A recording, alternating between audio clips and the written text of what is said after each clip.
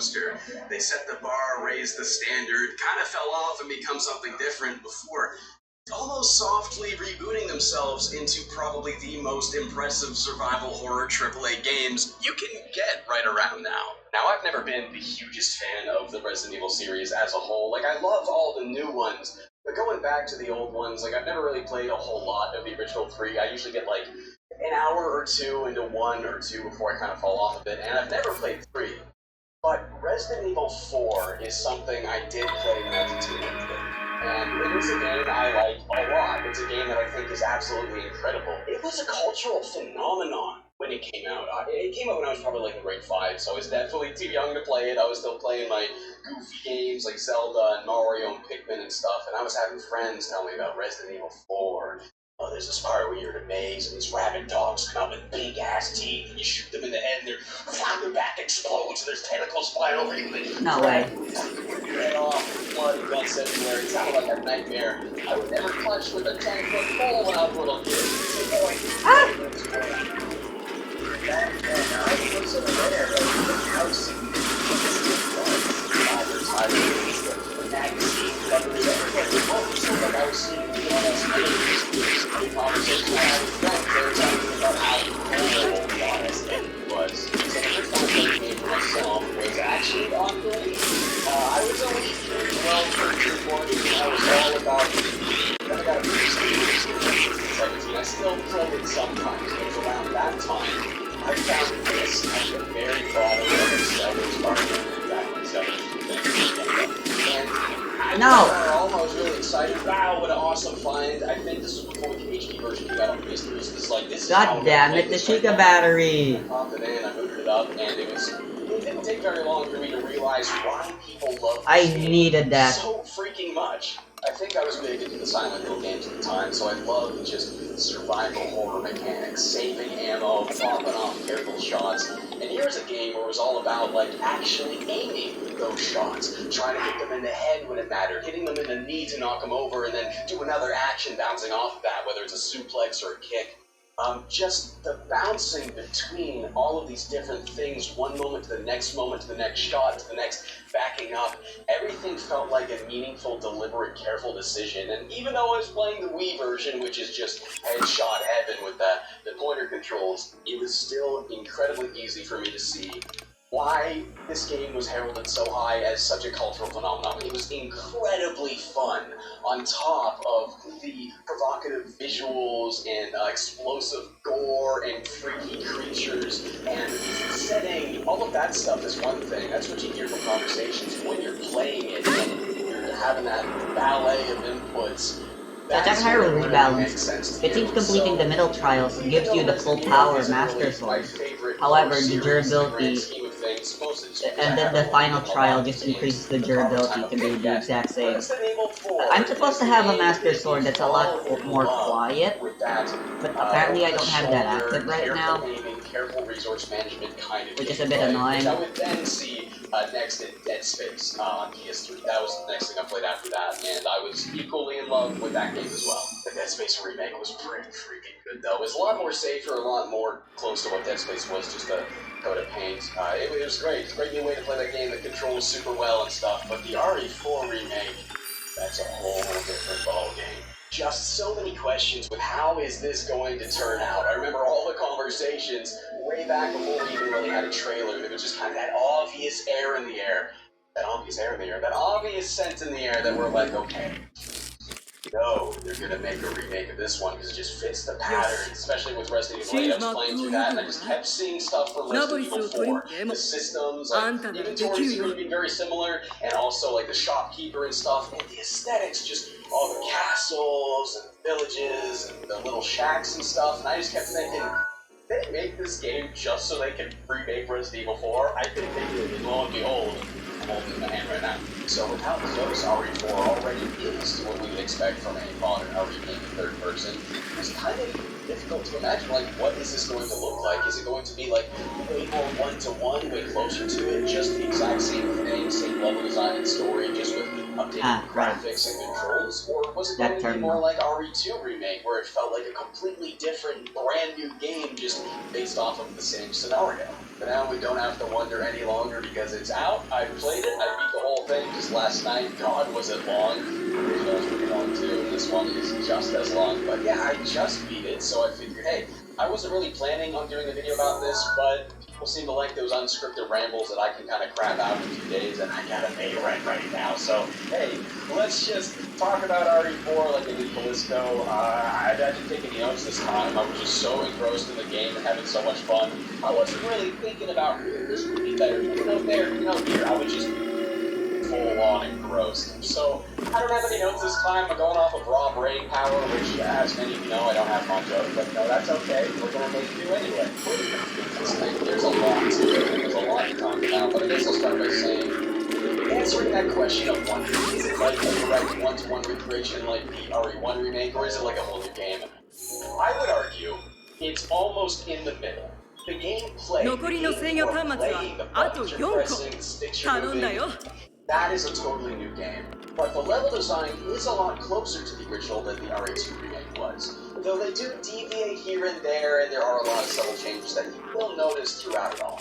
If you played the RE2 remake, then you kind of know what to expect from the gameplay. It's the same kind of over-the-shoulder shooting, saving on resources, careful headshots, neat shots knock them over, but now, in this game, just like the original, you get those moments where you can run up to a guy and kick him, or run up to a guy and suplex him, do extra damage, and you can also time that right, like get a guy in the middle of three, get that prompt run up, then he can kick all three of them. So you can switch controls and aim and shoot and move all at the same time, and reload and swap weapons without pausing the game, and all of these nice improvements make it feel like a new experience.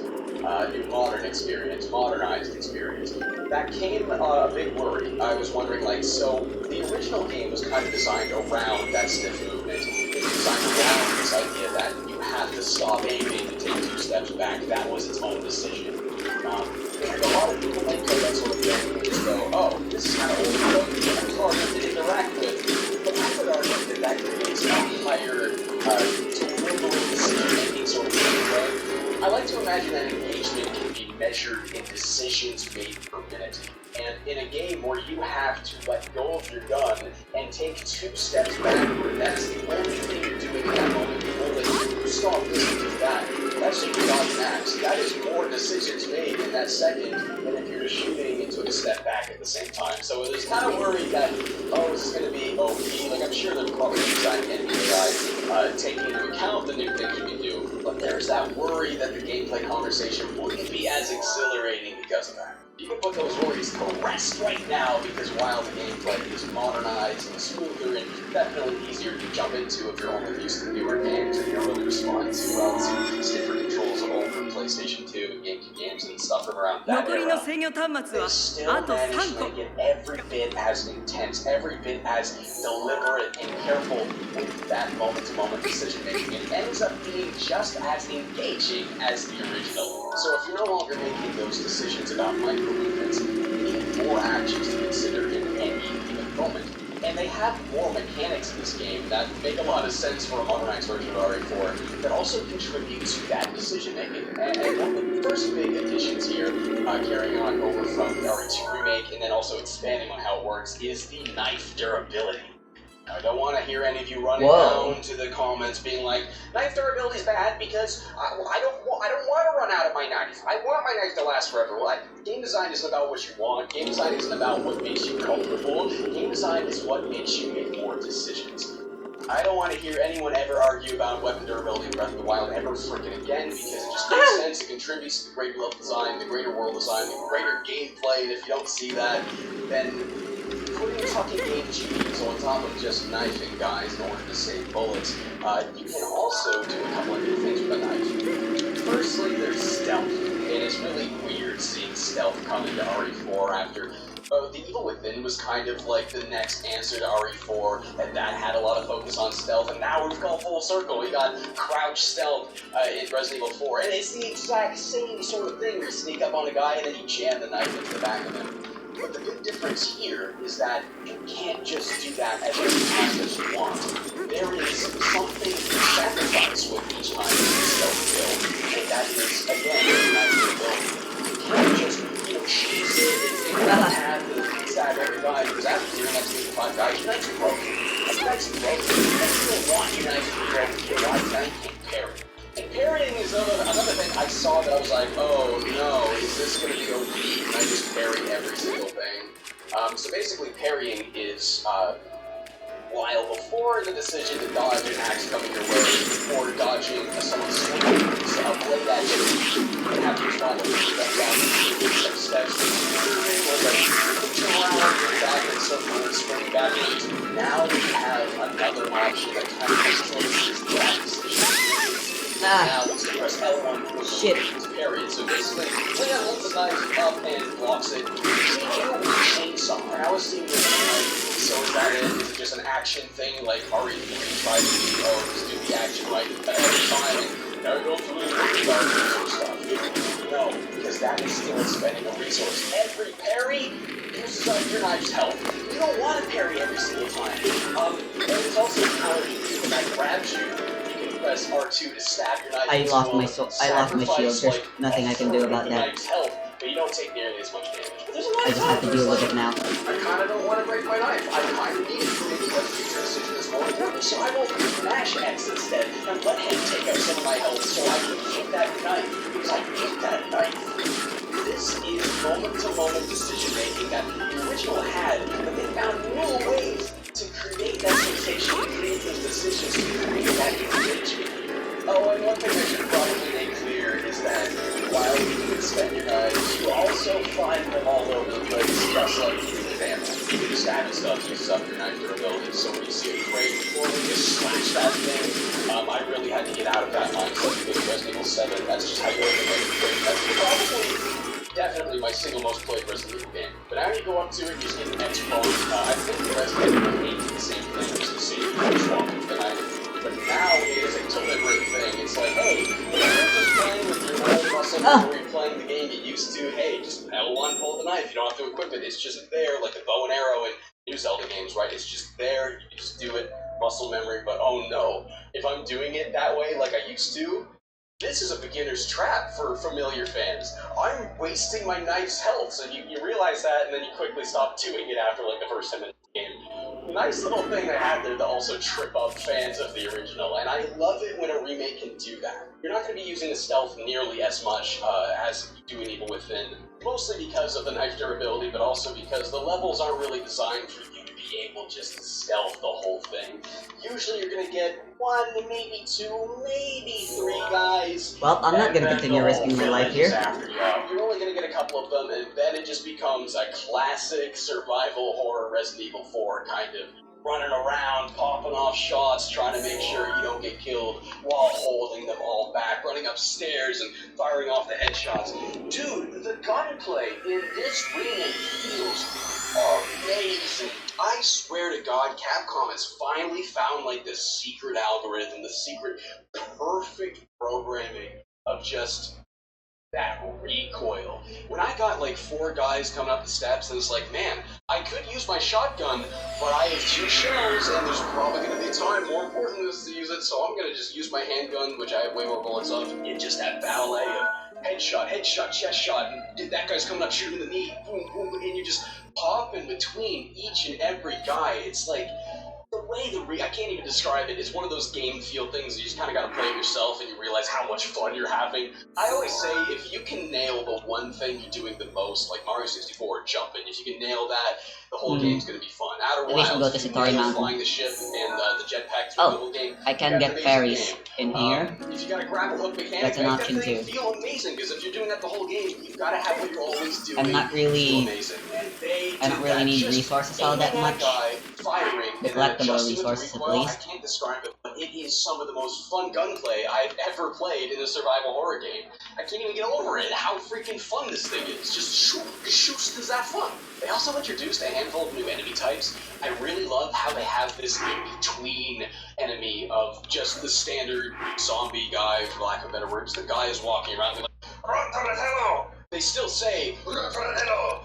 I think it's in Latin or something. I always thought they were saying "run from Othello," like the board game. I don't know, they're just terrified of checkers or something.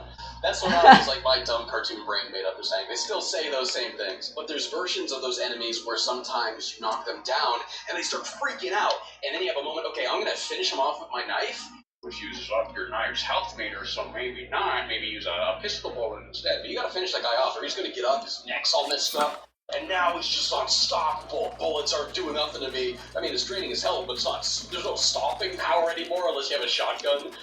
So having this more aggressive enemy that doesn't have the big tentacle thing, kind of like this in between of just the standard enemy and then the one where their heads blow up and the tentacles come out.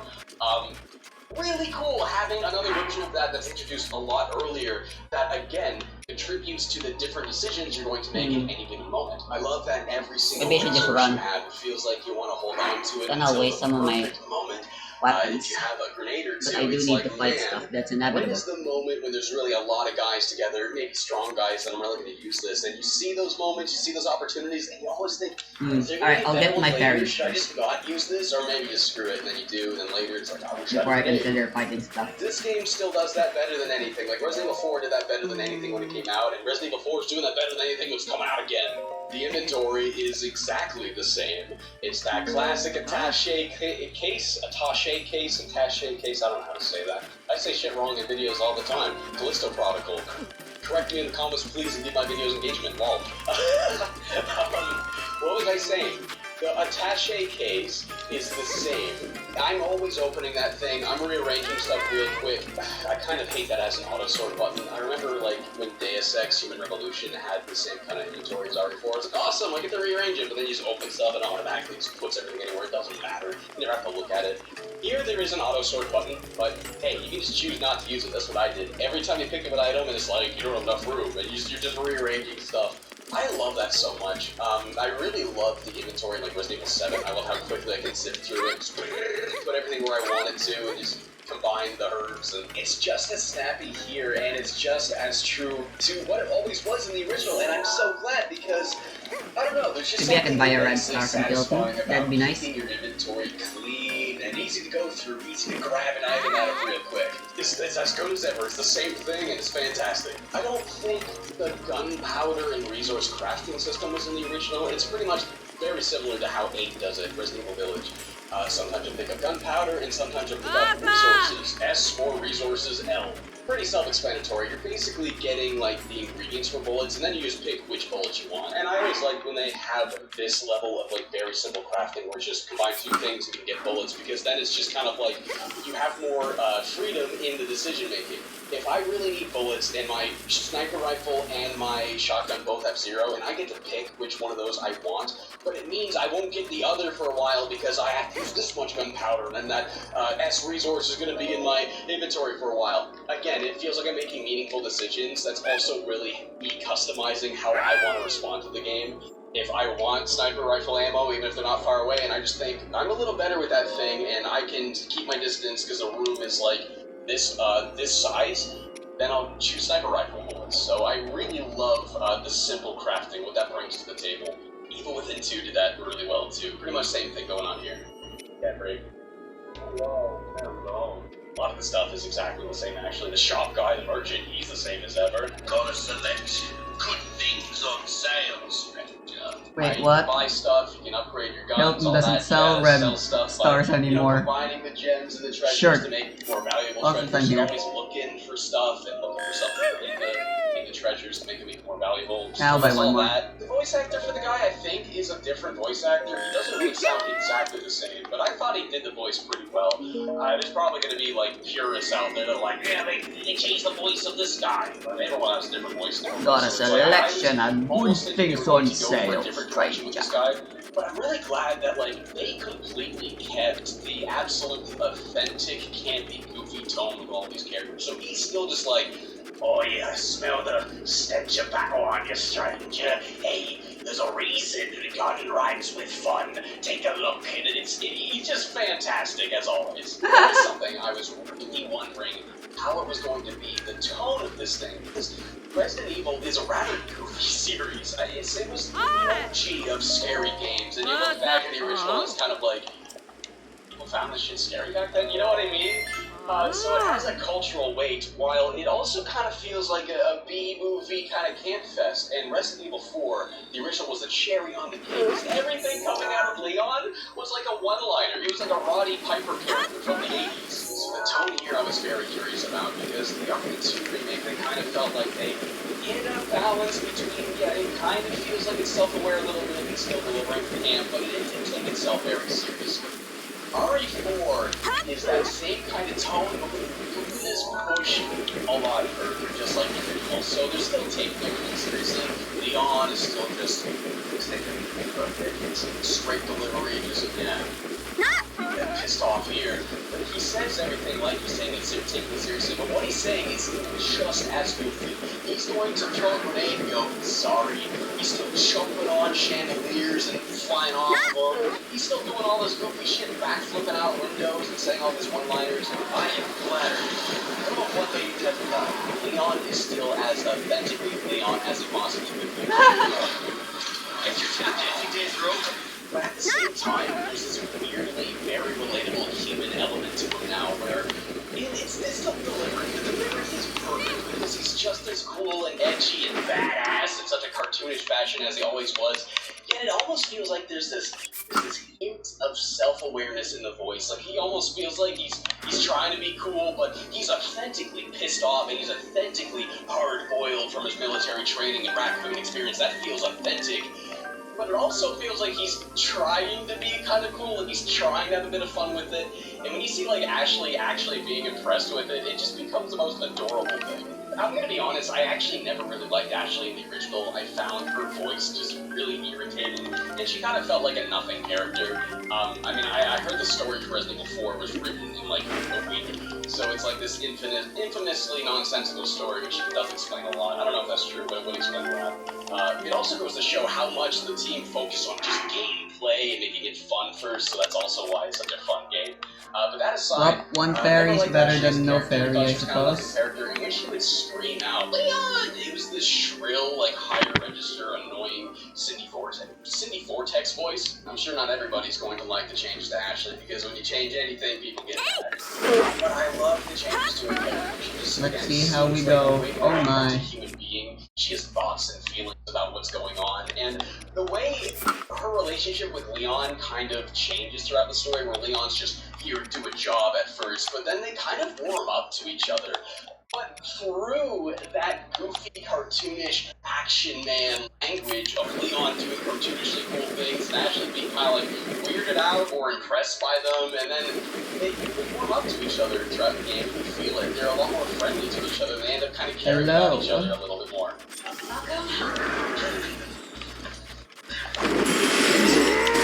It's this like magical thing where everything this guy is doing is genuinely impressive. Oh, Lionel in this place is very cursed. With these silly cartoonish one-liners, there's a part where Nights and he goes, night, Nights, still says that, and Ashley is just swooned by it, and it's hilarious. But again, with how like human and just nice and down to earth, and just genuinely adorable interactions that come, it's this perfect tone, this perfect blend of keeping the one-liners, keeping how badass Leon is, but dialing it in that human direction where it just becomes like enjoyable in the same way, but also in this new way where just like, aw, that's kind of.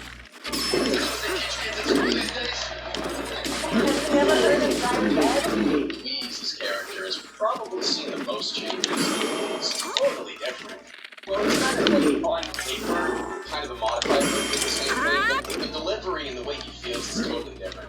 Where the original Louise felt like this actual suave, cool guy, now he kind of feels like a weirdo who's trying to be a suave, cool guy, and I kind of like that more. Again, there's this air of comedy, and I like that change a lot too. You don't know if you can trust him or not. And this like suave pretty boy comes up and he just knows the cool things every time. He doesn't really feel like a sketchy character. It kind of feels like the plot's telling me to be suspicious of him instead of I feel like they hit that a lot better. You don't really know when you trust him. He's kind of saying one thing, you kind of find out he's doing another thing, that what he does for you doesn't really line up with that, so I feel like the way his character comes across, it feels that way a lot more consistently, and I like that change. He also has a lot more screen time. They developed him a lot more. Spoilers. Do a little spoiler talk right now. Skip here, no spoilers. You know what happens because you play the original, it's the same thing, but guys, it is so much more impactful. You know, it doesn't have him falling down and saying a one-liner and Leon goes, no! Instead, he doesn't like the castle. He goes with you in the mines. And you do this goofy minecart chase with him, and after that minecart chase, after playing a fucking Donkey Kong level with this guy, I like them a lot more. Just seeing him and Leon interact more. Oh man, that's spoilers. They added new scenes. I don't know if this was the original ones, but at the end we find a picture of them, and he was a doctor for Umbrella, he was a scientist, and he was hired, he was just doing his job, he was just hired by the company. He was responsible, and he finds that out, and he kind of takes it more seriously, he really wants to help people that are affected. You're not just told that, and he doesn't even tell you that, he doesn't even make that clear to you. It's just having pieced that together between what he's saying, oh, you know, it just makes me feel better. It just makes me feel better. Leon's like, really? That's the reason? But then you see that picture at the end, and it just makes so much sense. Louise's character, when it comes full circle and you experience the whole game, hits you like a brick. I really love the changes to his character. Oh my god, when he's like, you know, I always had a shitty life, and he's trying to light his last cigarette, and Leon, who, this is a cool characterization in the very beginning, you know Leon doesn't smoke. So when he is kind of sacrificing that part of himself to have a meaningful interaction with this guy, in this last moment, that's the moment where you're like, Leon thinks differently of this guy now. What this guy is to Leon just changed. They did such a good job with Louise's character. I don't think everybody will agree. Again, it is really different, and when they change things, especially this much, people kind of, you know, tend to react badly to it. But I hope people will have that experience and just feel it and be like, okay, I like that, because I did. It's really good. The part where you play as Ashley, I think, is the most pointless thing ever.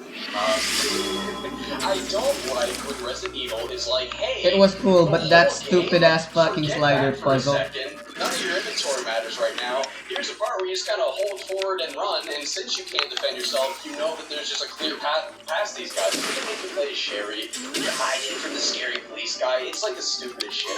I hate it so much. I see the book. The way the hallway goes only one way, it's like, it's the most predictable. She's like, I know I'm gonna have to hide behind here, he's gonna go there, he's gonna go back, and I just wait the whole time, and it's over, and it's like, when I see the mechanisms of something like that, I find it very difficult to get invested in the going on, and so this scene, what's happening, a little girl, and this police chief guy who's so selfish. Okay, Red Star. That feels like such a Deus Ex Machina. I don't buy that because I look at the mechanisms of the game, and the mechanisms of the game say, hey, walk around this in a circle and wait, and you're good, and you can just do it for a stride every time because what to do is obvious. Ashley's part, it just felt more like that. Her run past the knives, sure, there's like a game mechanic to it where you can like use a lantern to like freeze them, and that was like kind of fun, but I don't know, I didn't dislike it as much as I just could tell, oh, this is going to be that part of the game that you replay. It's like, oh yeah, it's just time to do this part, and then get back to the actual game, so, wasn't huge on that. Like, again, it's not a bad part of the game, but I would absolutely prefer it if you could either skip it on replays, which maybe you can, I don't know if you can, but I would prefer it if you just didn't do that part, you know what I mean? The escort mechanics have also been reworked quite a bit. Let's be honest, I think Resident Evil 4 is the only game where the escort mission ever really worked well. And it's because they have all of the little things there to make sure that it's going, and you don't have to worry about a dumb AI being self-killed. Ashley's always at your back unless you tell her to stay behind, and if you aim, and she's the way she's picked up. So she's getting out of your way, like, it's never really a problem. All it becomes is another excuse to do what you're already doing. Those careful, precise shots making every bullet count. And when someone gets picked up by somebody over their shoulder, they also pick a good spot for her to be, so there's like a lot of body to shoot at without really trying not to hit Ashley. You kind of hit him for the legs. But it becomes another reason to do that same kind of thing. You gotta figure out how to get more out of the gameplay without being annoying. But anyway, yeah, they handle that quite well here. It is a little bit different. You kind of have two like looser options where it's like stay close to me and then stay a little further back. You don't tell her just straight up stay behind. She'll still follow you, looser. So I felt like bouncing between those two was really great. If there's a bunch of guys coming up, I'll be like, hey, stay back closer. But if it's like a more open environment where guys can come behind me and get around me, I'll tell her to stay close. So again, another one little thing to consider depending on the situation you're in. And again, if she gets picked up, it's not the end of the world. It's not the most annoying thing. It's like, okay, trying to fend off these guys, get a moment, and then pop up a shot on that guy's leg and try and clear the guys around her. But they still handled it really, really well. You know what? If she wants to go, let's go. This thought didn't really bring me here. It's just the next thing I'm thinking about. But my brain brings me to the level design. Resident Evil 4 has always had some of the best level design of all time. My favorite levels in the Evil Within have always been the ones that really fashion themselves over the big jungle gym kind of levels where there's a lot of things to run, a lot of places to go to, stairs to come up, windows to jump out of, ladders to climb, scaffolding to jump off of or climb up. This game does that just as well, obviously. It's copying and pasting the same kind of level design. Super graphics, because like if you change the way you interact with the world, you have to change the world so interacting with it still makes sense. You can expect that to be better than ever. It's again contributing to how many decisions you make. Do I run into this house? Do I run around the house? Do I climb this ladder? Do I jump off? All that stuff's still there, and it contributes to this exhilarating gameplay where you're just thinking about what ammo you have, thinking about whether to use a knife, and also thinking about where to scramble to at all times. Resident Evil 8 had some fantastic segments that had this kind of level design where I was just scrambling all over, trying to get away, trying to get the high ground, switching to the low ground when appropriate, baiting out these animations of them dropping and then having to take a moment to get up. That's when I get my headshots, when I get 3 guys in a row doing that. Carefully putting yourself in positions where you're kind of making the enemies do what you want. Whether, again, it's getting animations to play so you can kind of slow down the traffic, or fitting them into a hallway to again slow down the traffic. Lots of stuff like that at every moment. It feels like every encounter, that stuff's always happening. It's always like, all the mechanics are working together, all the mechanics are working together, every single time, every single encounter is so much fun. I never really felt like I got to a point where I'm like, this doesn't feel as fun as the last one. It always feels new. The level design is so varied, and it's always doing what it does well. I really think this game is like the best AAA survival horror game we have right now when it comes to like those sorts of things. They did such an amazing job with it. And it's incredibly fun. It's just so freaking fun. It never has any low moments. It's always like at the part where you play it actually, when it's like, hey, you're gonna play a different game. It's not that bad.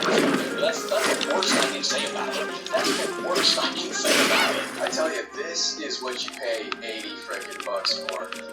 When it comes to Super Graphics, like, after Uncharted 4, I saw what technology could do, I was impressed by it, and now doing something artistically interesting with the Super Graphics, I don't give a shit. Like, even with Ben at the time, that was really good graphics. It still looks like a video game now, it's not like photorealistic. But the reason that game stuck out to me so well was not because of how realistic it was, but because of how cool the lighting was, how deliberate the harsh shadows were, all the detail. Oh, shit, I'm hot.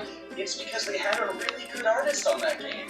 They had somebody that can imagine environments that are just like visual spectacles. I think that's really interesting to look at. That sort of thing is always way more valuable than simply how realistic a game looks to me. The Capcom to deliver a game worthy of the culturally significant game they're holding on to, which is something not enough companies do these days. Capcom, they always seem like they understand how people react to their games, people are looking from the games, of why they're games to begin with, and ever since 7, they've been listening, and the graphics department are no exception. Colors and detail, how Bloodborne always had like a trillion tombstones everywhere. They have that same kind of vibe here with how certain environments can be. Now that the gameplay is focused around really steering and looking the camera everywhere, we may as well have something interesting to look at. Otherwise, if you don't need to look at everything, why not just have the fixed camera angles, right? So they really deliver with that. You were looking everywhere, everything is just as interesting as it was in like Resident Evil 7. I always thought Resident Evil 7 had some of the best environments in the series because you're in that household and everything you see kind of tells a little bit of a story just about that family.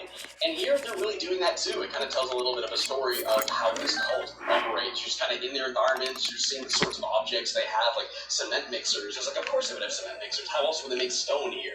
Little tiny things like that. It goes a long way in just making you feel like you're in a really deep place and thinking about what these people were doing before this virus started changing everything.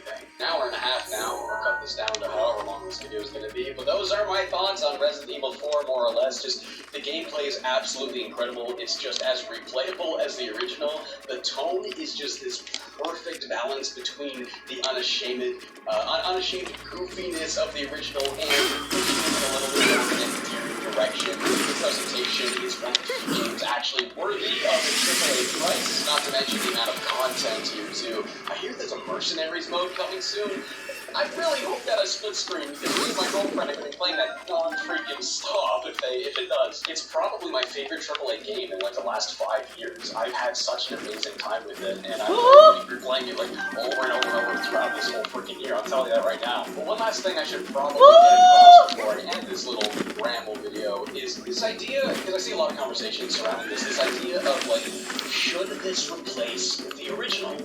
And I think no, because like I said before at the beginning of this, it's kind of like the RE2 remake where like, yes, what you are playing is a different game. It's just fundamentally not the same thing. It's trying to achieve the same amount of tension, and it does, but it does it through different means. It's a different game. Again, the conversation of every little action being its own micro-decision that you have to dedicate a second to, instead of being able to do a handful of things at once, even if not as many things are going on, that's still a really valuable and fun way to experience a game. And I sincerely hope that people don't just get turned off by the controls right away, because you kind of have to sit with it for maybe an hour or so before you realize, okay, these controls make sense because they made the whole game make sense around it, and it's so cleverly designed. So while I'm going to praise the absolute shit out of this remake, it's one of the greatest remakes of all time, and it's one of the most fun freaking horror games I've ever played in my life, I still think people should play the original. I mean, hell, it's like $20 on everything, right? It's on Steam, it's on PS4, it's on Xbox Series. They're not that expensive.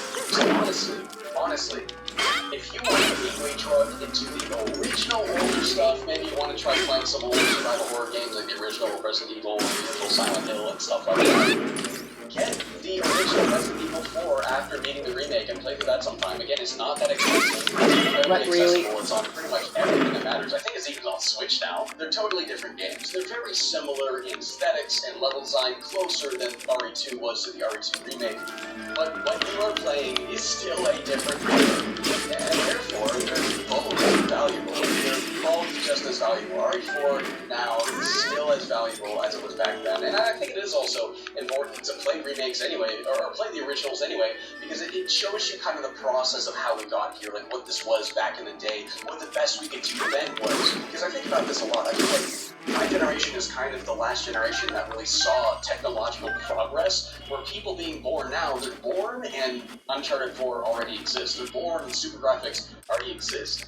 They never really got to see that climb, that evolution. So I think newer generations should have the option to play the original if they want to. So it's not, I bumped the mic, sorry. So it's not kind of hard to see that evolution. So I do think that remake should come with the original. Kind of done this one does, kind of done it out too. Like Shadow Colossus should have came with the original. Demon Souls should have come with the original. Even as an unlockable, it's in there. But again, at least the original is very readily available on all platforms that matter, and it's not that expensive either. So it's definitely better than, you know, Demon Souls original. Good luck playing that. You have to have a PS3 and you have to have a copy of it because it's on nothing. You know, it's not like that. So at least it isn't that. But yeah, that's my big ramble about Resident Evil 4. Hope you guys enjoyed listening to me talk about it. I would love to talk about more Resident Evil games on the channel in the future. It would give me an excuse to finally play the originals. So I think, excuse me, I think I would be more likely to make videos about all the weirdo, obscure ones, you know, like Survivor or Outbreak, Volume 1 and 2, or Case 1 and 2, whatever they call it on PS2, stuff like that. But yeah, you know, I'm going to be running out of survival horror games to review, like obscure ones someday.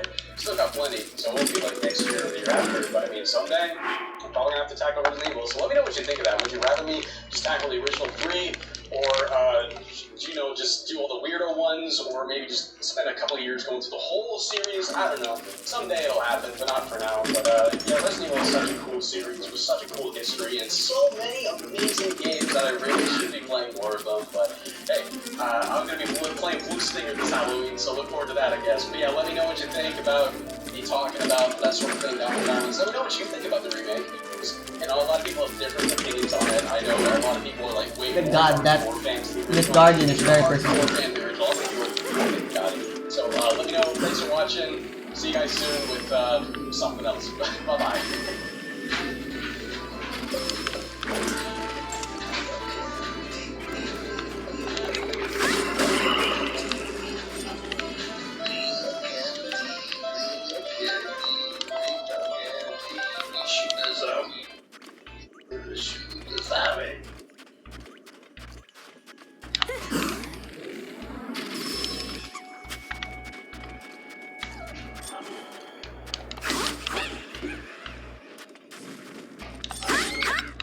Hey, there we go, a key. From a keys.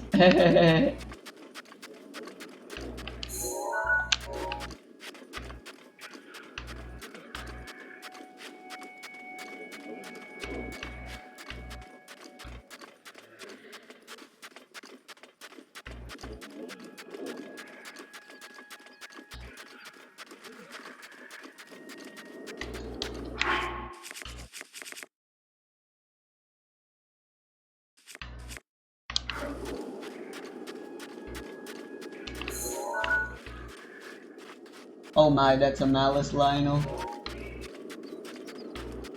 You know, I should go find the Talus.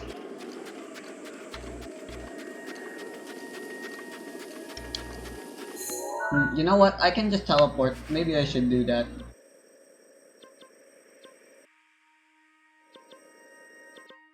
I kinda wanna get a save.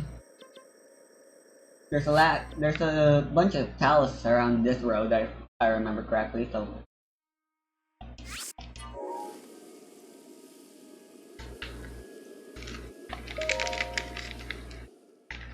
Let's go with that.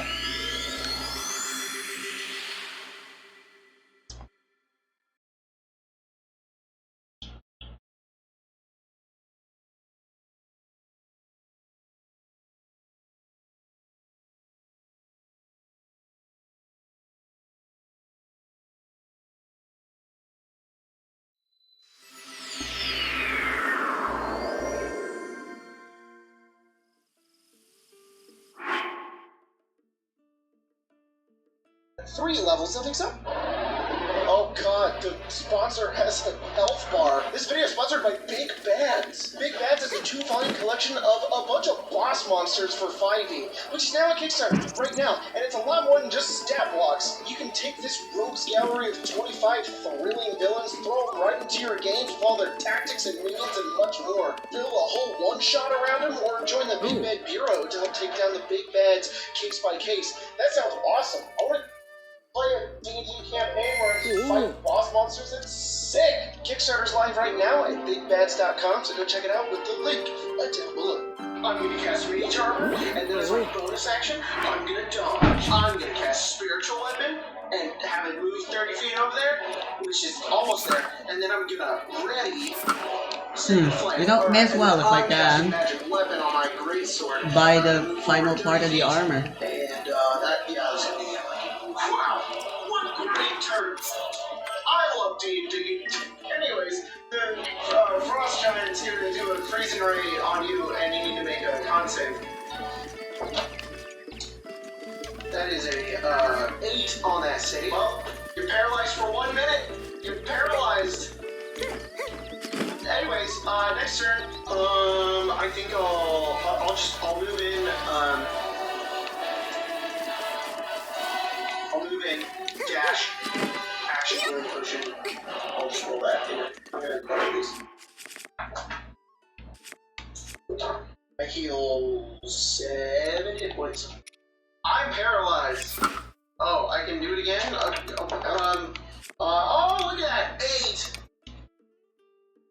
I do have ranged options, I just don't think that it's, like, that great of an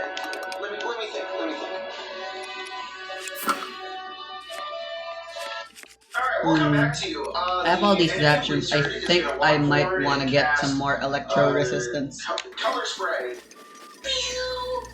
Everybody roll saves. Just make exploring that goddamn divine beast a little You're more all safe. charmed and incapacitated. None of you can do anything. Oh man.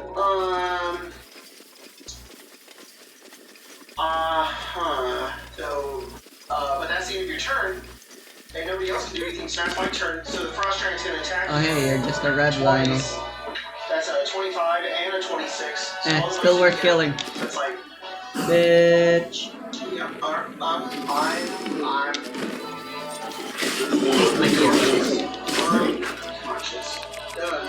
70 cold damage. But I'm out. Ah, fuck. Tough monsters.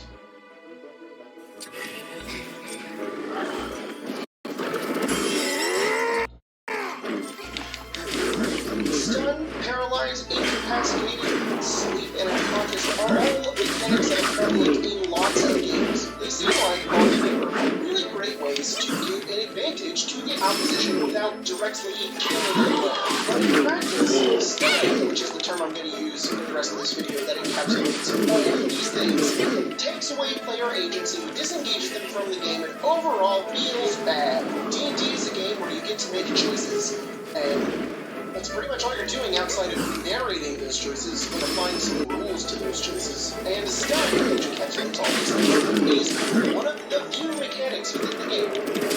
Actually, probably one of the only mechanics within the game that says, no, bye-bye, you're done, get out of here. Stepping back and comparing to other, what I'll call negative interactions within D&D, we can compare how terrible and dumb stun is. Taking damage. When you take damage, this indicates to the player, this has to get or I may die. What should I do? How do my character react to this? And the game provides lots of answers. You could heal, you could go into cover so you don't get hit, you could cast shield, you could equip a shield, or maybe you thought about this ahead of time and you're playing a tank and you have tons of hit points and getting hit is the point. There's lots of options. Exhaustion. I am much more of a fan of 1DMP's variant rule on this, which is effectively instead of having you go to 6 and then dying, each level gives you a different effect. And effect 1 isn't that bad, but effect 2 really sucks, and then 3, oh god, it's really bad. Instead, you can have up to 10, and every level of exhaustion gives you a -1 to all your d20 rolls. It's simple, it's effective, you can have more, it's great. I love this rule. Regardless, levels of exhaustion indicate to a player that the character is getting tired, or they're getting weary, and they may not be able to continue fighting as long. You know, similar to hit points, but it's a different measurement. Ooh. What should I do? Well, Parash still How shows does my up here at character least. react to this? But I can't carry you. Charmed. So long as we're talking about a charm that more specifically turns a character against their allies, which is the fun way to do charm. Oh no, I'm under the mind control of the bad guy, and I now have to fight against my friends. Charmed, to me, I really love to be charmed. There's some sort of fulfillment to me to turn around and just like attack my friends. I don't know. I have a good excuse now. I can fight you, and it's because the bad guy told me that. I don't know. I think it's narratively super interesting, and it's also a lot of fun to be like, I do smite our cleric, but really, when you're charmed, you get a moment to sort of like play into your dark side, or really role play into like the villainous stuff. Like any of you watched, Vox Machina season 1, the animated show. There's a lot of those little moments where like, Vax is charmed, but it's real cool. Frightened, poisoned, grappled, blinded, deafened, restrained. What else I got in here? Slowed, confused. These are just like spell abilities. All of these grant you some sort of interaction with the game. It happens to you, and then you get to go, what am I going to do about this, and how does my character react to this? Oh, gee, I love making choices. I'm thinking about my character and playing Dungeons & Dragons. What a fun game! But with stun,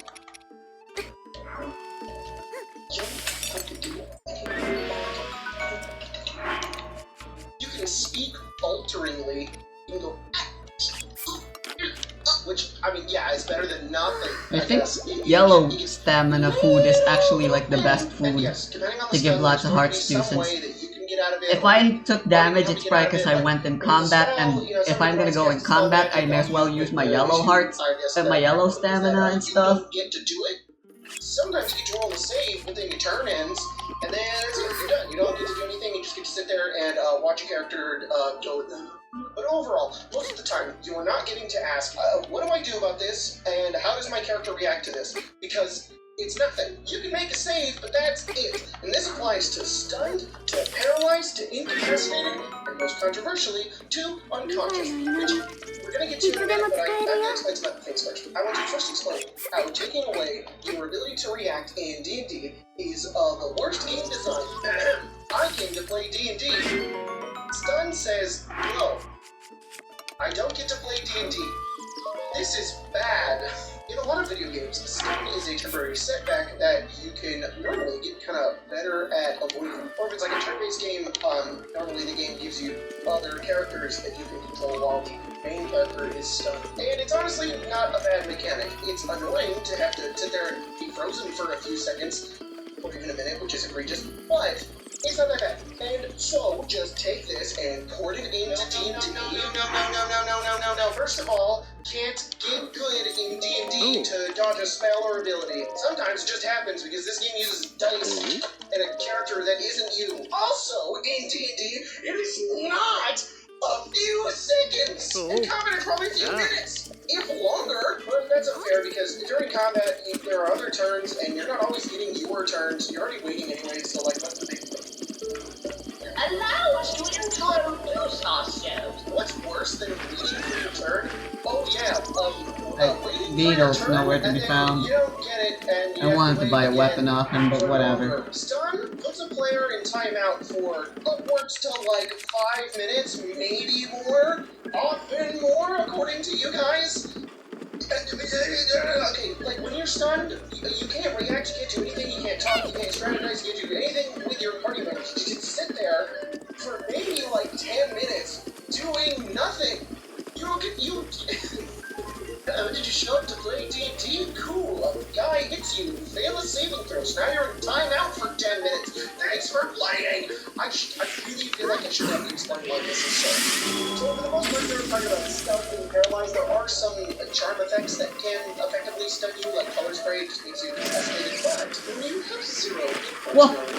Where did you come from? No, this happens more than I'm probably gonna die. For your consideration, Johnny, aka how to play your players and still play D&D, which I know is like a huge problem that needs to be addressed within the D&D sphere right now. As far as I've seen and what I've played in my games, most folks are just okay with hitting 0 hit points because you gave me all these points, I let them hit 0, and now I suffer. That's how, like, almost all games work. I also, in my games, had players hit 0 hit points and then be totally disconnected and just go do something else because they got a whole other round to get through before they come around and make their jets. I mean, some you can be able to back up, sure, but I mean, sometimes it's just so commonplace that just having to walk in just feels like, alright, cool, I don't get to play now. Sometimes you just get hit with a lot of damage, and you're done. Now, originally, you get 0, you go unconscious, you Google the fool, you might die. I wasn't enjoying this particularly in our Fallout campaign, which I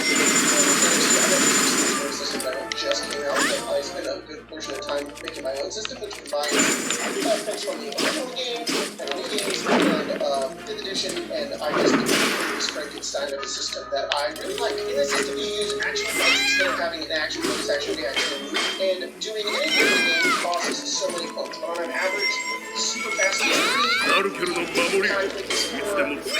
is 5 and slow is 6. And so some actions and weapons are faster, while some are slower, but you kind of get to choose whatever you want to do on your turn. If you got 10 action points, you want to spend your whole turn shooting your gun at some ghouls, you can do that. Or you can spend your entire turn moving. 1 AP Well, damn is it. 1 hex, which is like 5 feet. Or, you could do a combination of things on your turn. There's also perks in the game that let you reduce the amount of time for stuff. So, it's so far we've really enjoyed it because you just you don't have Now to let wait to me get extra remerge attack. before More doing importantly, things just again. so you get a variance Just of options. But in the world of Be on Fallout, the there safe isn't side. really a way to come back from death. If you're dead, you're dead. There isn't like a revivify. There's definitely ways to heal, but it's a lot more scarce than D&D, so when a character hits 0 hit points, it completely shifts the battle. There's no cleric or paladin who can just run over there and heal them. There's like a healing word, or a potion that they can throw, or, you know, some aura effect that can get them back up. So some characters would relegate themselves into helping the downed player basically every turn, so that the real-life human got to still keep playing the game, which was not my intention.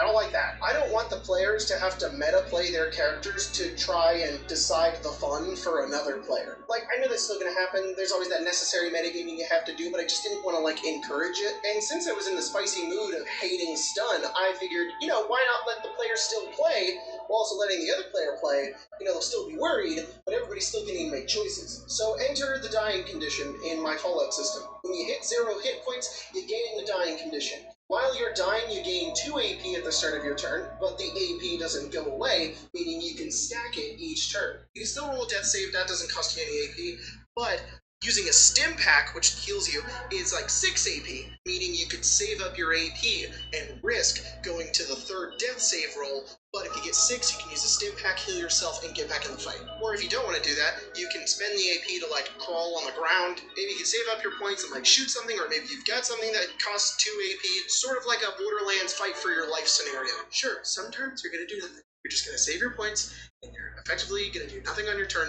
But at least there's an option. At least you have the choice in the game. It's about making choices. So far, the mechanic has been a lot of fun. My players really like it, and it has made combat super interesting and cool. And I wanted to convert it to D&D, which is really hard because the Fallout system is ridiculous, and it's an amalgamation, you know? It doesn't exactly work, but I did sort of create a conversion that works here. I'd love to hear some feedback on it if you guys have some ideas, but this is my basic idea of how I'm going to run it in my D&D games, because I plan on running this rule in my D&D games. So this conversion also works off of the exhaustion rule from 1D&D, which I explained earlier. Instead of having, you know, 5 to 6, and 6 you die, instead you get 9 to 10, and every level of exhaustion gives you a -1 on all your rolls, and 10 is death. Once you hit 0 HP, you gain the dying condition. While you're dying, you have to stay prone, you roll a death save at the start of your turn, and you only get to do 1 of 3 things. You can either action, bonus action, or move. If you use an action, you gain 3 levels of exhaustion. If you use a bonus action, you gain 1 level of exhaustion. And moving doesn't do anything, but you're at half speed, because you're prone. You can also use a reaction, but that's another level of exhaustion. So basically, you're not invincible. You can still cure wounds, healing word, or drink a potion, but you're still using resources. So theoretically, on your turn, you don't have to do anything. You can just roll your death save and continue doing what you're doing. Actually, if anything, you can just move. That's what you can do. You can move now. You can crawl around on the ground. I, personally, really like the idea of the cleric hitting 0 hit points and then gaining a level of exhaustion to healing word themselves back up, so the fighter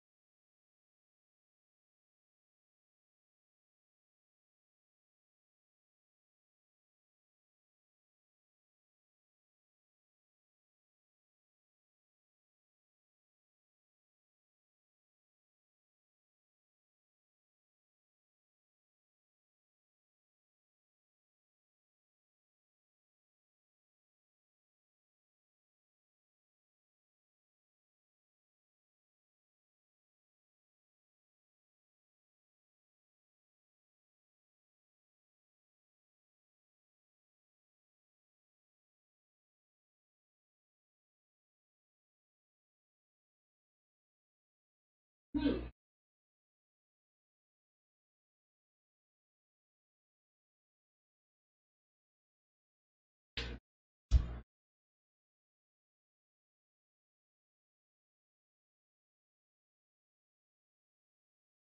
have to spend their entire turn running all the way back and getting the threat back to one just for them to go back down again. Like, that's so annoying. Plus, characters who don't normally have the ability to heal can't do other things in their turn. Maybe they want to get that last hit in. Maybe they want to cast a different kind of spell. I don't have to explain everything. The point is they have the option. I don't know about you guys, but I think I'd be having a lot more fun in a TTRPG if I was making choices rather than making none. And the only time I think a character should stop playing the game is if they're dead. I know there's going to be a lot of arguments, people saying that stunned and unconscious are there as punishments for players who get way in over their head. I think that's just a toxic way to DM D&D. I'm not here to kill my players or punish them all game. Have I somehow made things worse? Challenges and unique opportunities for us to have a narrative game, back and forth roleplay experience. Stun takes that away. Or another one I know I'm going to hear a lot of is you need to have stun and unconscious so that the bad guy can have more turns. Wrong. Legendary actions. Or make more bad guys. If you want more turns as a DM, just give yourself more turns. Don't take away the player turns. That's silly and stinky. Or you just give the bad guy more health. I know that there's tons of DMs out there who just make up the health. I don't do that. Personally, I'm a little against making up the health. I don't. I know there are a lot of DMs who are like, well, when I run D&D combat, I just wait until I think they've done enough damage and then the monster's dead and nobody suspects a thing. Cool, but some players really like to do damage and like to count numbers, and if they ever find out that the numbers just don't matter, that sucks. Personally, that kind of sucks. So, just give them a lot of health. I think you should just give them lots of health. Okay, so I provided you with dying condition. What is my alternative to stun, paralyze, and incapacitated? Just don't do it. You see a monster that can do that, you see a spell that can do that, don't cast it, don't do it to your players, and for good measure as well. To me, it's okay if the players do it to you, because you can have infinite players, you can have all these guys, and if you really want to, just make them immune to stun, incapacitated, or any of those things, charmed, whatever. Just, you hold all the dice, you hold everything in your hands, I just don't make the monsters do it to the players. They don't have enough options to deal with that, and it sucks, alright? They don't get to play 400 NPCs in a game, alright? They don't get to run the world, they're just them. That, or give them another, NPC or player to play while they're stuck. That's my only other alternative. Okay, I guess we can finish this skit now. So, sorry, let me just...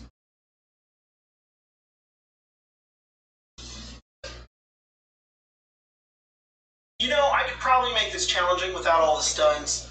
The Frost Giant could probably, not paralyze and do less damage. Even think about it, Mind Flayers could instead just, in one turn, suck your brain out. They don't need to stun you with the Psionic Blast. As soon as they get over there, that makes them way more terrifying. Exactly. Oh.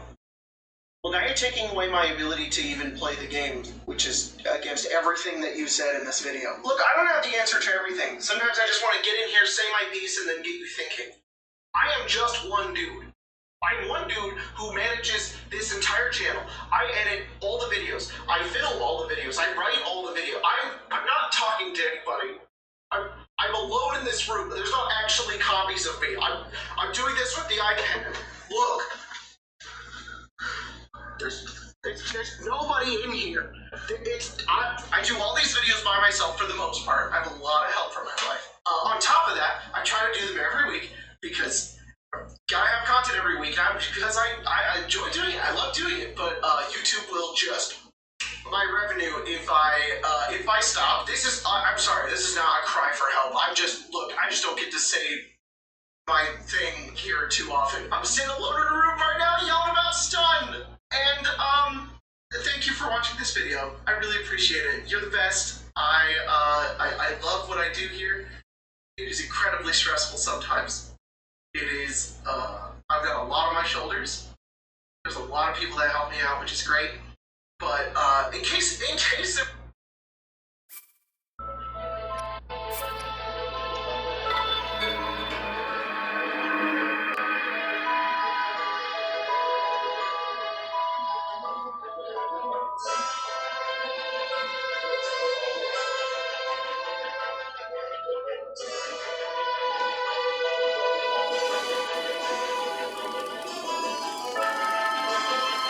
This is a good sign.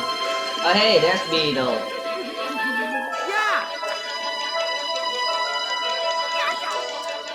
Sorry.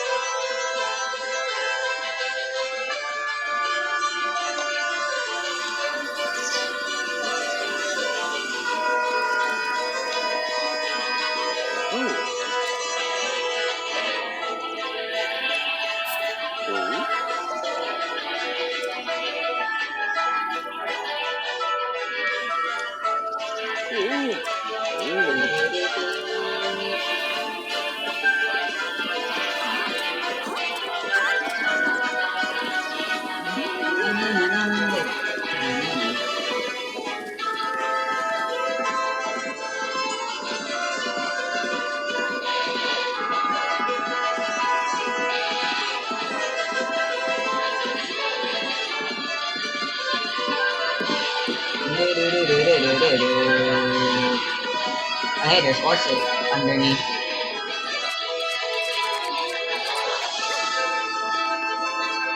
Any ore I can get without having to deal with stupid ass bullshit, I'll take. Damn it, those are iron. And they're still worth some money. I can use them for crafting too. There's always that as an option, I just keep ignoring it.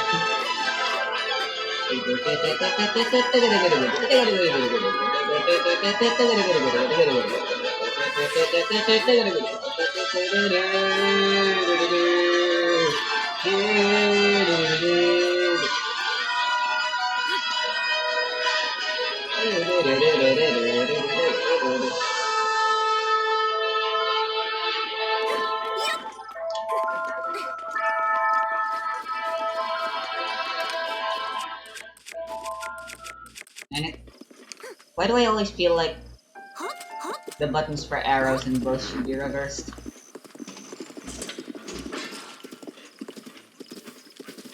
Ah, just sword and shield.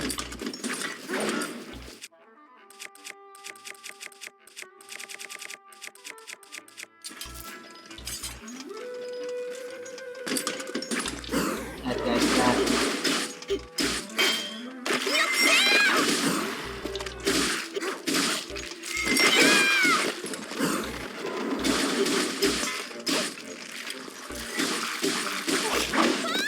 This is way more dangerous than I bargained for.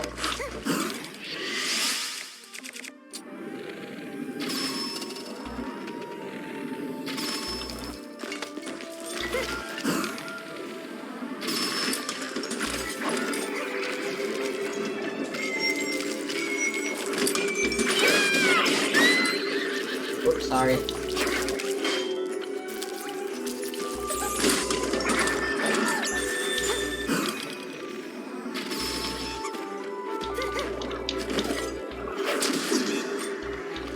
ダ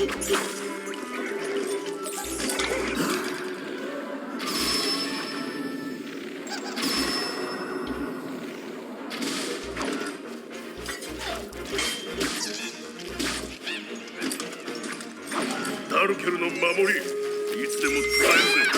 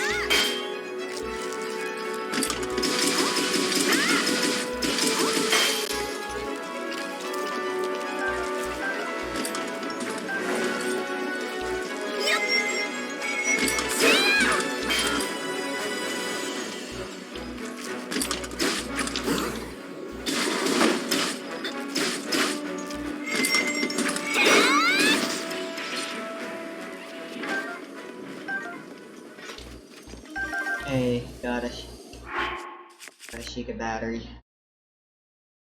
Just like I wanted.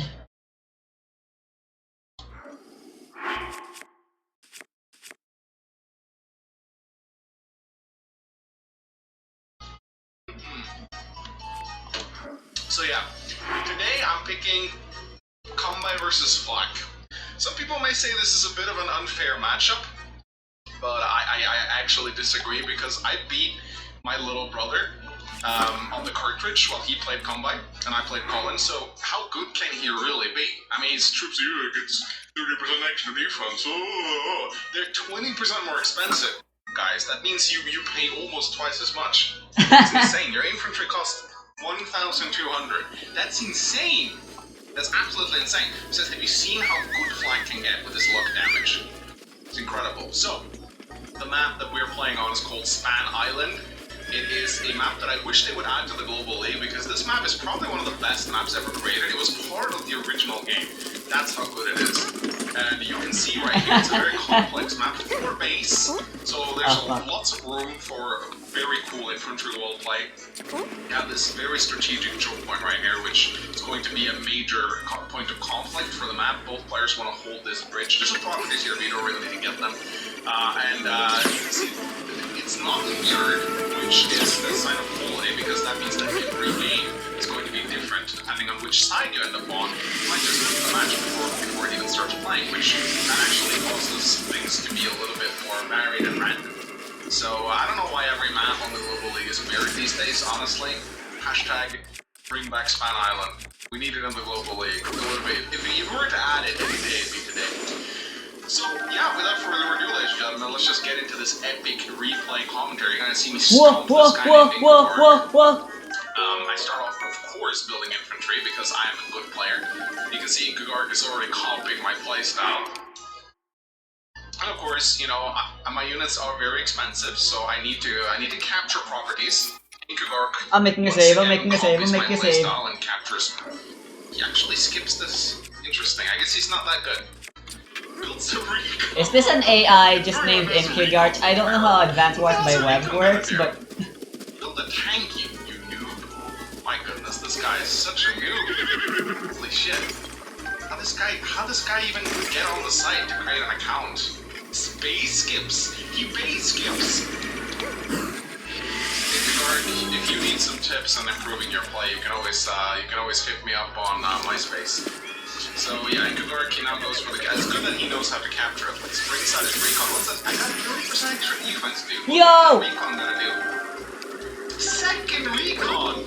My goodness, this guy double base skip. Double base skip. This guy is a complete and utter noob. I can't. I absolutely can't. Look at this. Look at this. Oh, 9-5. Two in the row. What are the chances? Right there.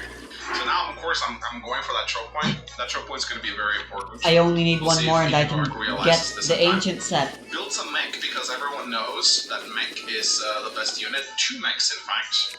I do a little base skip.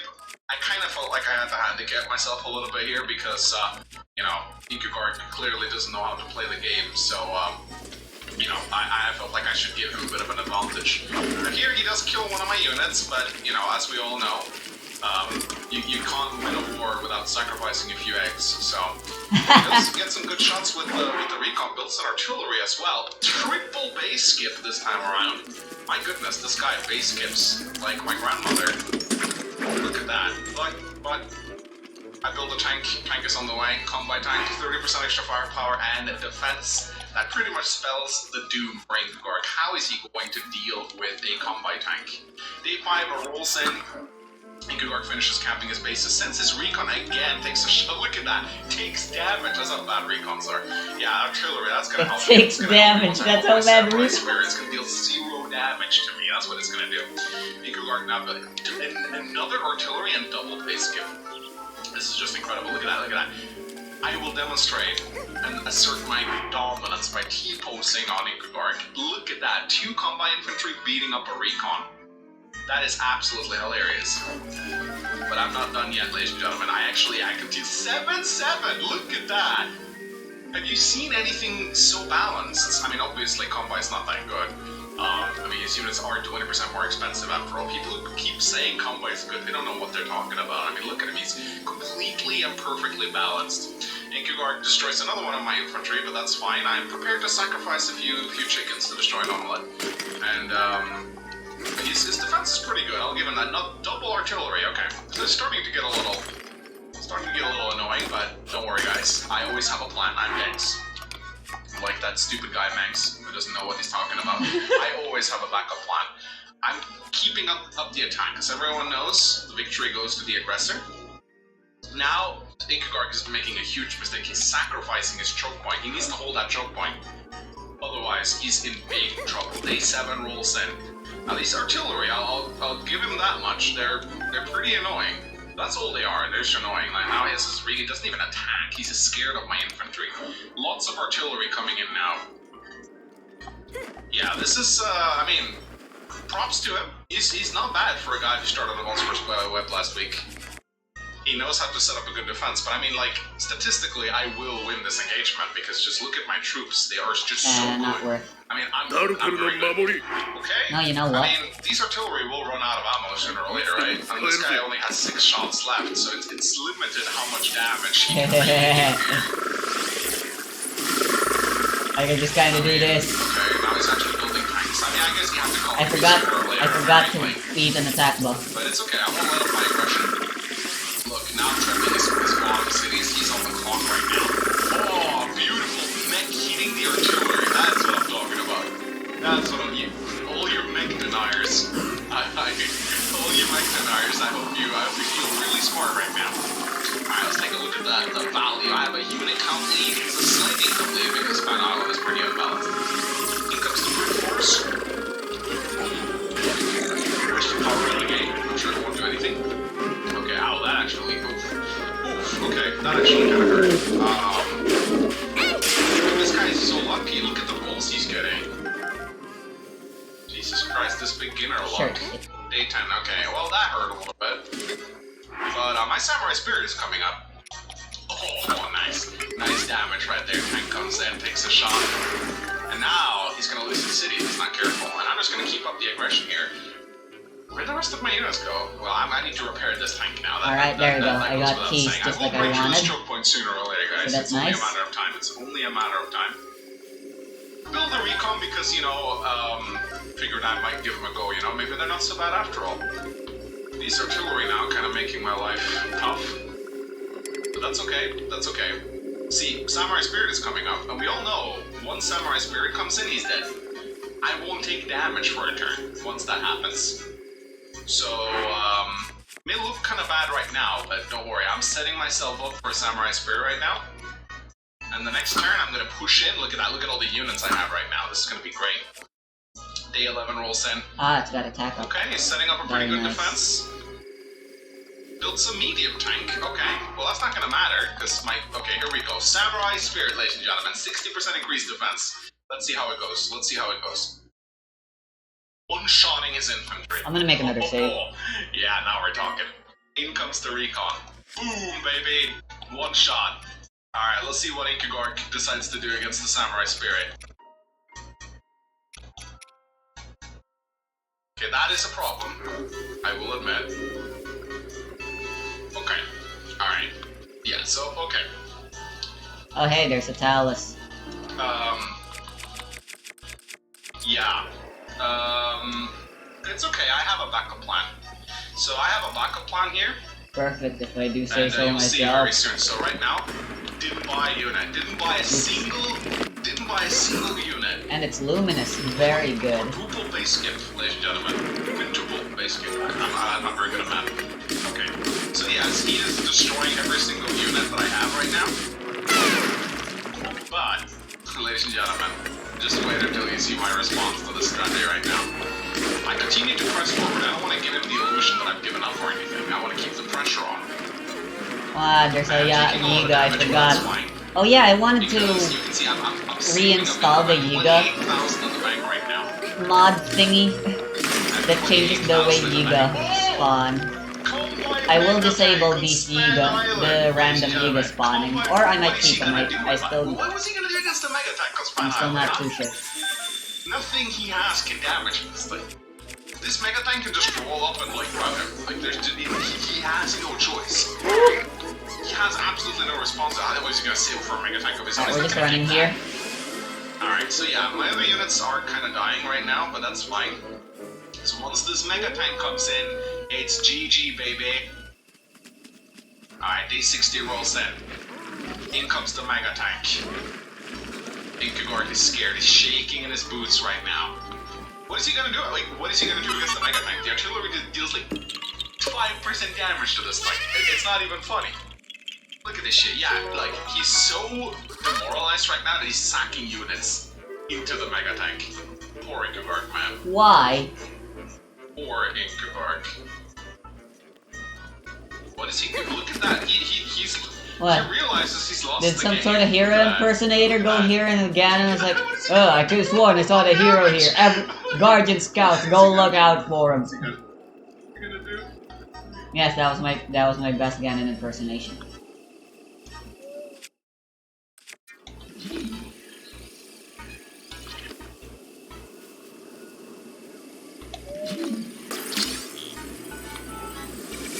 Hello.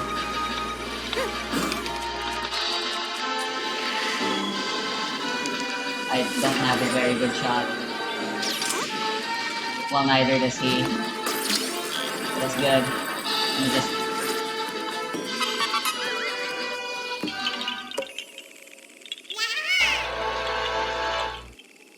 Hey, Summoner's War, I remember that game.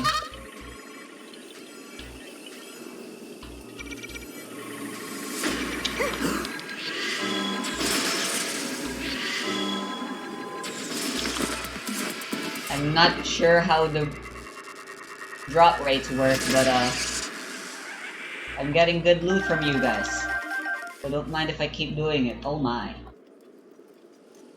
Yeah, I think them dropping ancient arrows is to help keep it more balanced in case you want to be a madman and play with high spawn rate and stuff for everything. which is literally just unplayable without all these ancient arrows, with how many guardians you're always gonna be just straight up swarmed with. It'll be as if just like 100 years ago when the Calamity first struck, where there's just fucking guardians everywhere.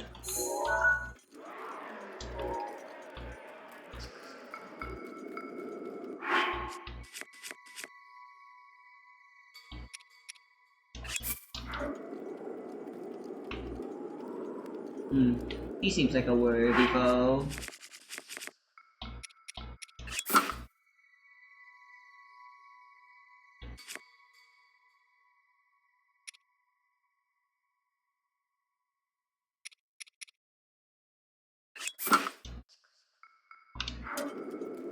I'll go do battle with him.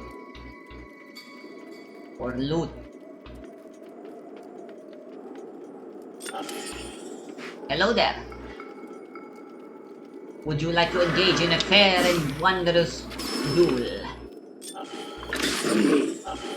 Fantastic. The battle has already begun. The battle music is not playing.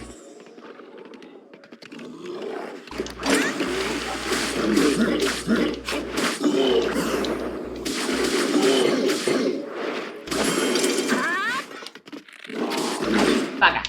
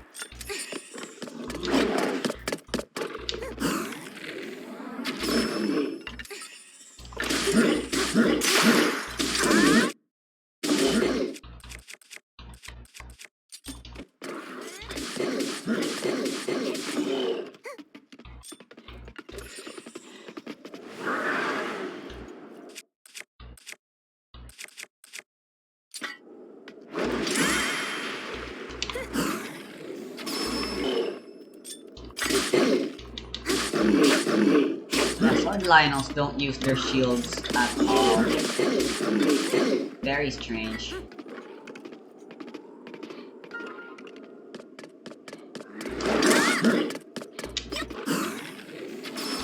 that a Taos? No.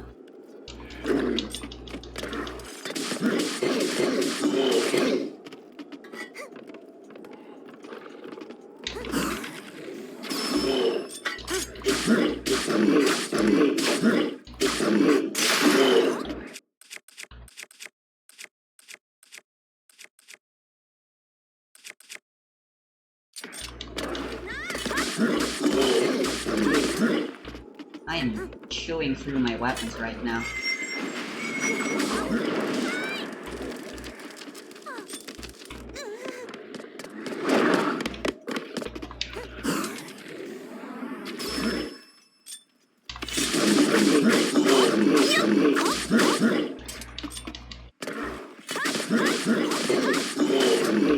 Okay, that is indeed a Talus. My bad.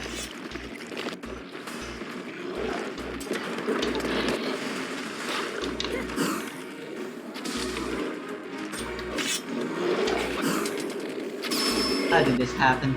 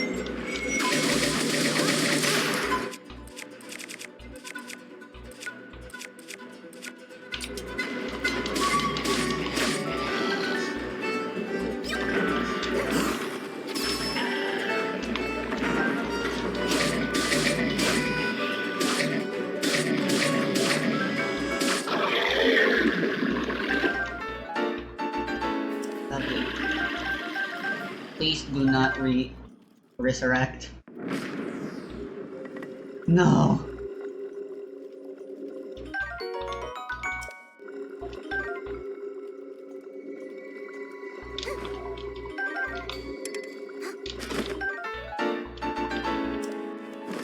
Okay, he's not waking up, so maybe I can just...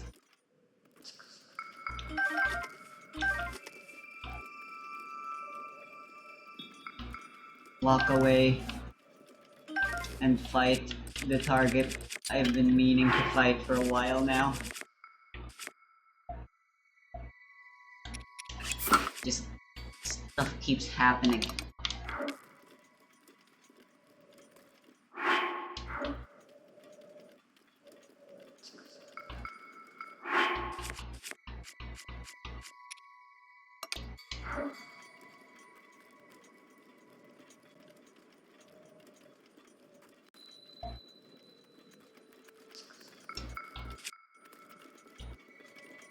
Alright, what I have should be more than enough.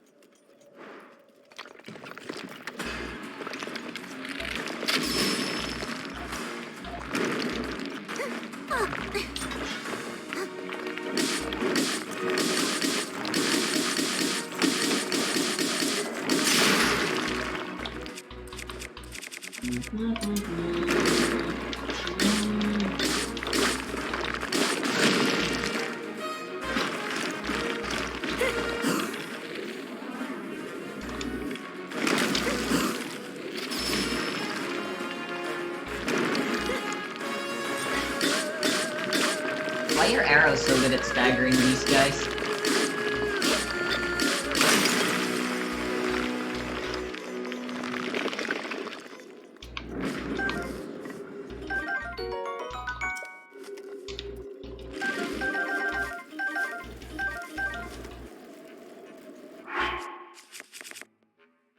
ダルケルの守りいつでも使えるぜ。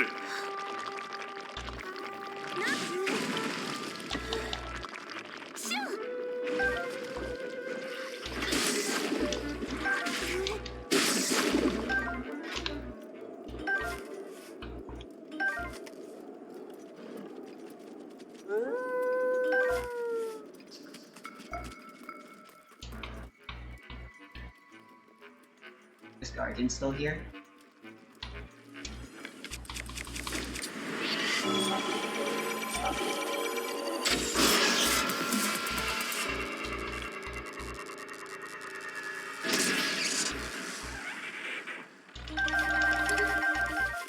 Oh, damn. Full on Sheikah batteries now. That's good. That's very good.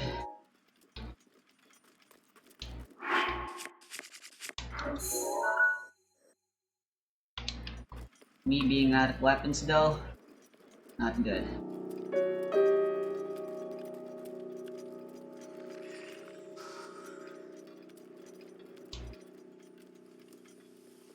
I suppose it can't hurt to take a different route every once in a while.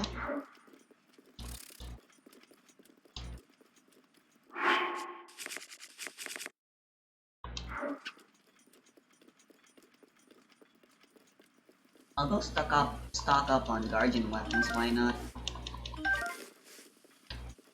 From Akala.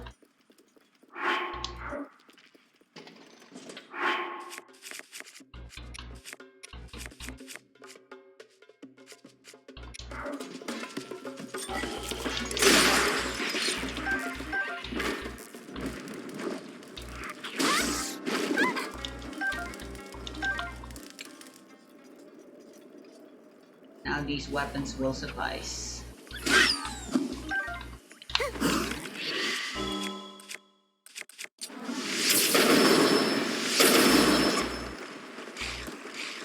Aha!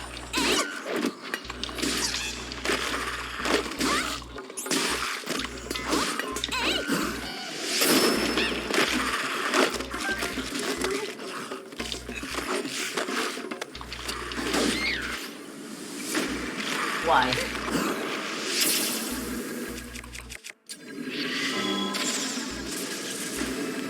Sure.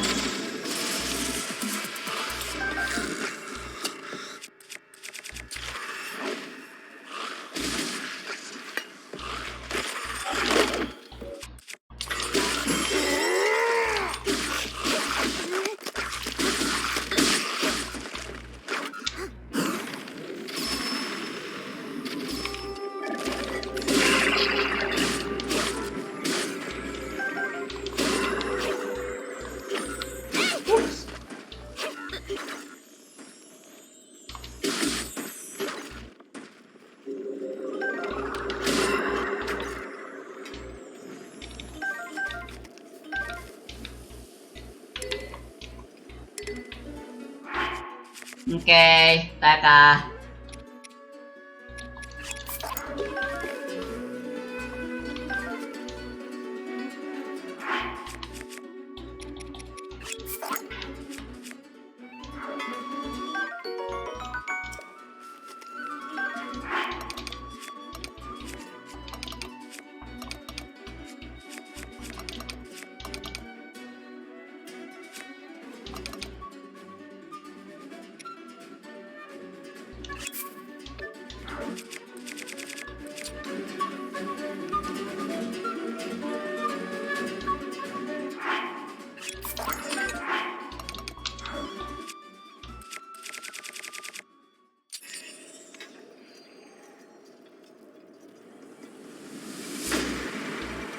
Fuck.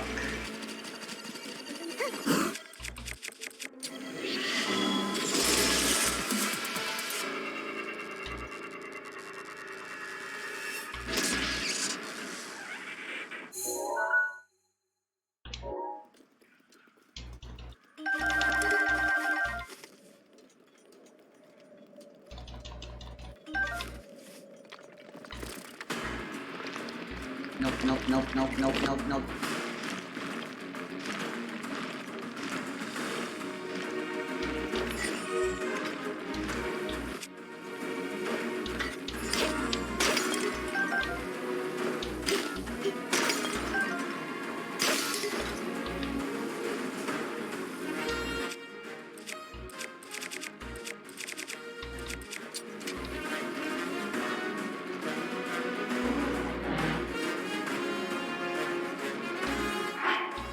These weapons are... The feathered weapons are supposed to be good against Hinoxes.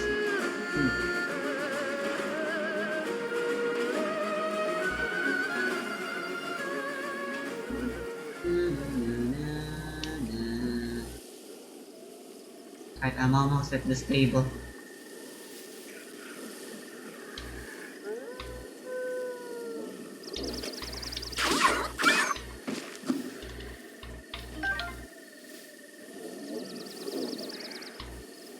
Where are the birdies?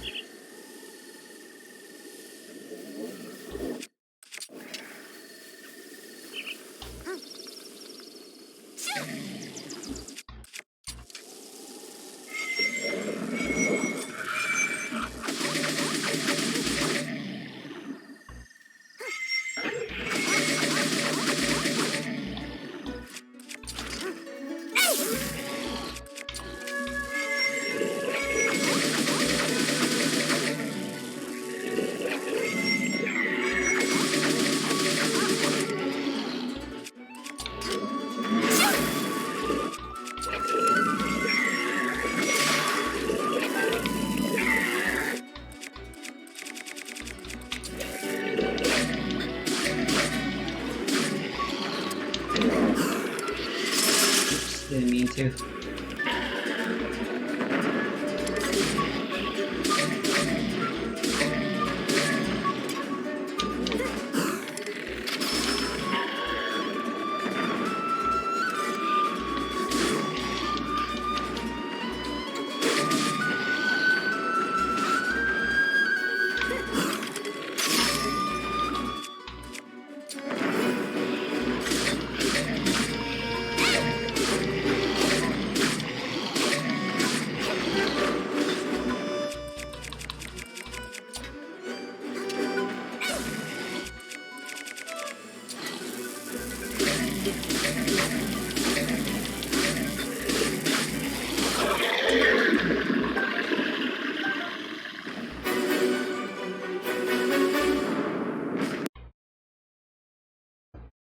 No way.